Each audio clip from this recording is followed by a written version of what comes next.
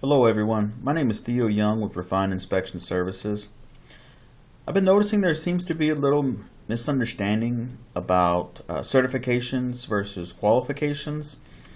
So I'd like to spend a little bit of time and just kind of hope to clarify the difference between these two. One of the misunderstandings that I see is it appears as though people are under the belief if you were to attend an NDT training course that you are now certified in the NDT method. Unfortunately, that's not true. While you met part of the qualification requirements for certification, you were not certified in the NDT method until you've met several other different qualification requirements in accordance to your employer's written practice, and you have been issued a certificate or a certification, which is a written testimony by your company that you've met all the qualification requirements. So let's discuss a little bit about those. Okay, so qualification is the education, skills, training, knowledge, and experience required for personnel to properly perform to a specified NDT level. There are three basic levels, level 1, level 2, and level 3, each one having particular tasks as well as having different capacities of the involvement in the NDT method. Okay, and depending on what level you are acquiring or trying to acquire, will be dependent upon the amount of hours, whether it be classroom training or on the job training, that you will need to become eligible for certification. All right, so qualification requirements are basically broken out into 5 different categories. The first category is organized training. So this is can be obtained several different ways. You can take it through online training. You can take it through classroom, face-to-face. Several different alternatives as to how you acquire this training.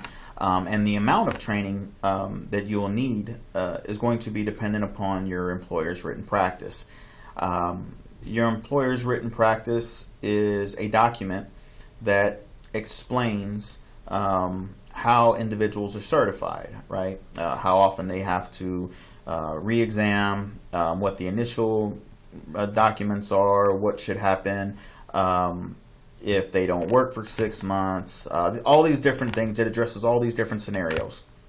Okay, so the required classroom hours is going to be based on your employer's written practice, and your employer's written practice is generally constructed from one of several different documents, which we'll discuss a little later. Okay, the second thing is education. Again, this is dependent upon your written practice. Some employers may decide that you need to have at least a high school diploma. Some may say, well, if you have a bachelor's degree in an applied science, or if you have a mechanical engineering degree, you may not need as many classroom hours in the NDT method as a level 2. So they can alter as they deem necessary. Also, going back to the classroom hours, you may go to one employer, and one employer may say, well, to be a liquid penetrant level 2, you only need 6 hours of classroom. Well, this particular employer may just do solvent removable method on stud welding. Okay, whereas you go to another company and they're an NDT supplier, and they say you need 16 hours for liquid penetrant testing in order to be a level 2, and this is because of they do a wide variety of different types of inspection. It's not the same type as you would see day to day in a manufacturing environment. As an NDT supplier, you're going to be subjected to various different manufacturing processes, different damage mechanisms, and you would need to know how to find these and the best techniques to use in order to detect these types of discontinuities. Okay. Next, we have documented on the job training hours. Again, the amount of required training hours can vary between company to company, and also how they wrote their written practice. Okay. Again, as the example I just gave, if you're just doing stud welding, someone may say you only need 40 hours of documented on the job training hour experience, because you're essentially inspecting the same type of component, the same material over and over again, and these defects are going to be blatant, right? Versus, let's say you were to be doing a lipophilic or hydrophilic pulse emulsified penetrant inspection on an aerospace component. Obviously, this would be extremely critical, so you would need to have a lot more on the job training hours. Okay. The next category we get into for qualification requirements is eye examinations. So there are two main types. One is visual acuity, which basically how close you can see or how far you can see. Depending upon your company's written practice, you may have to do both or one. Normally for vision acuity, you're tested at 12 inches on a J1 or J2 Jaeger chart. The second portion of this is also the color contrast determination. This is usually done with an IHARA chart. Forgive me, I have difficulty saying that word. This particular chart is basically a color differential to be able to determine if you're colorblind. If you are unable to see certain colors, yellows and greens, it may limit you in a particular technique that can be used. For instance, if you can't see the colors I just mentioned, you would be unable to perform fluorescent penetrant inspection or fluorescent magnetic particle inspection because you won't be able to see that contrast between the colors. Okay. However, it would not limit you from doing radiography, right, where the predominant color there is just color shades of gray. Okay. The last part of the qualification requirements are the general, specific, and practical exams. If you have met qualification requirement 1 through 4, you are now able to be eligible for certification. And when you take your certification, it consists of 3 exams. These are the general, specific, and practical exams, commonly referred to as certification exams or qualification exams. The first part is a general exam. It's pretty much what you take in an NDT classroom training. Generally consists of 40 or 50 questions, just wide variety of various different types of questions as they apply to the NDT method. The second exam you would take is called a specific. This is based off of questions in your employer's written procedure on how to perform that NDT method. And then a practical examination is a demonstration that you can perform the NDT method in accordance to a procedure or a code or a standard, and you can evaluate and interpret the results to an acceptance criteria. Okay. So one of the examples I want to go back to is for the classroom. Again, I can't stress this enough. This is just an example. You may vary between company to company, okay, as far as the required hours. But let's say I wanted to be a level 1 in liquid penetrant. I wanted to certify to be a level 1. Well, according to my company's written practice here, I would need to have 4 classroom training hours, or certificate for 4 classroom training hours. I'd also have to have 70 hours in the liquid penetrant method, and then 130 hours total in NDT. So what is that? Well, in order for me to be a level 1, I have to have a combination of various other methods. So this total hours in NDT could be from visual, it could be from penetrant, it could be from mag, it can be from any other NDT method that would fulfill this requirement. But let's say, well, hey, all I do is penetrant. I don't do thickness, I don't do anything else, I don't do shear wave, the list goes on. How many hours would I need? Well, if you're only doing liquid penetrant unfortunately, you would have to have 130 hours, okay, to qualify as a level 1. Now, let's say you did visual, okay, so you have 60 hours in visual and you have 70 hours in PT. Well, you've met the 130 hours required for NDT. You've met the 70 hours required for level 1 PT. You are eligible to take your certification exams. Well, you say, okay, what if I want to be a level 2? Well, then you would be required to meet both.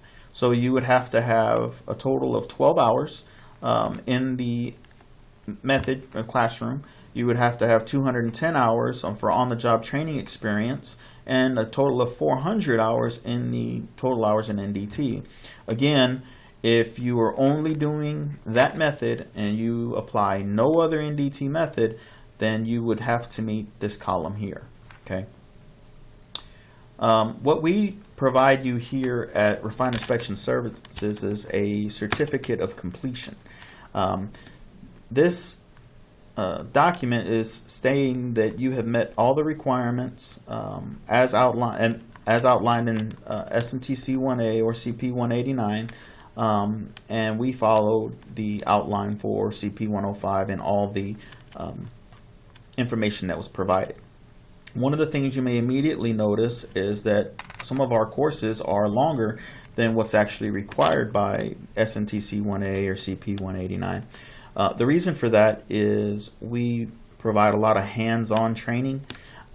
We bring in complex scenarios and we show you guys how to actually solve those.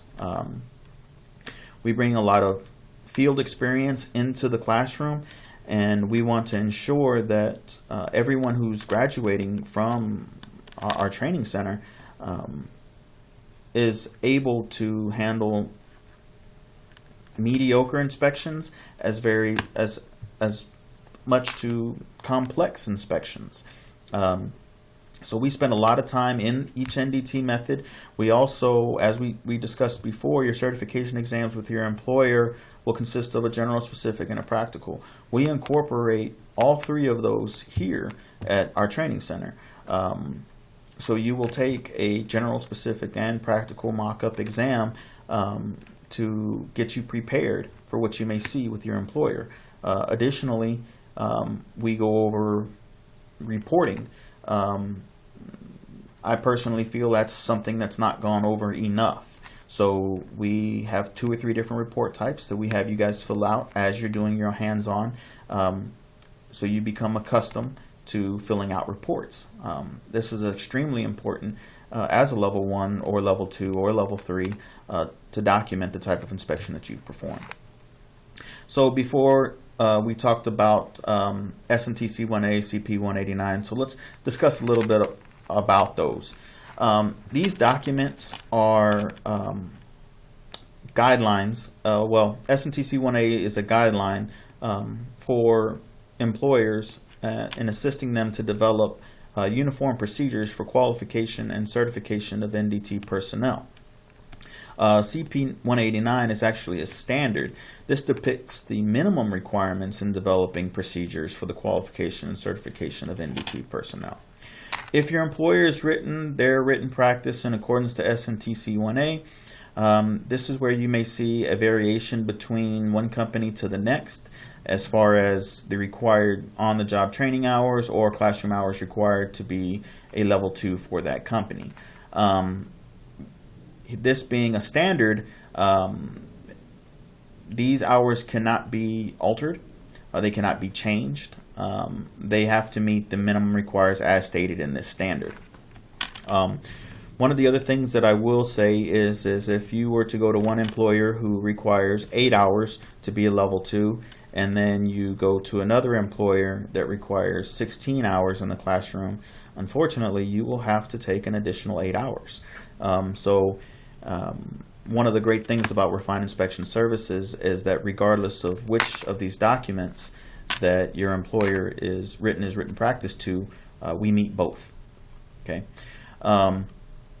so this is just some examples of the different types of between employer certifications and central certifications. Again, employer certifications are written off of basic guidelines, recommended practices, or standards, where central certifications are given by designated third parties. And while they also have qualification requirements, they will vary between AWS or ASNT. So one of the main things that I would also have you guys to remember is that even though you have a central certification, whether it be through any one of these central certification bodies, you will still have to certify with your employer. The level and the amount of certification exams will vary between employers, but you will most definitely still have to take another exam with your employer. Again, so as discussed before, there are 3 basic levels: level 1, level 2, and level 3. I've heard it commonly said that once an individual has left an NDT training classroom, he is a level 1. That is inaccurate. Actually, if you have not taken a general, specific, or practical examination, even as a level 1, you are considered a trainee. Okay, you have to be certified to one of these levels in order to have that or achieve that title. Okay, again, as discussed, level 1s, level 2s, and level 3s have different levels of involvement.